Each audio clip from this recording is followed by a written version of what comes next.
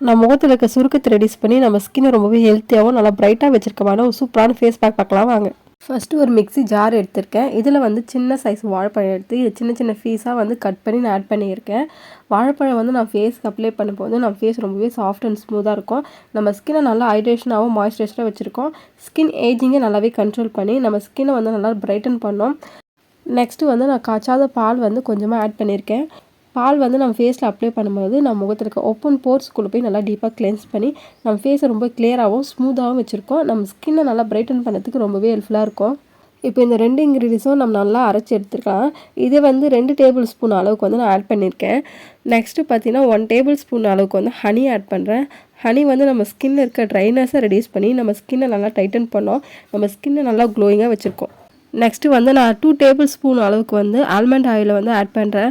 Almond oil நம்ம ஃபேஸ்க்கு apply பண்ணும்போது நம்ம ஃபேஸில் இருக்க சன்டானை ரெடியூஸ் பண்ணோம்.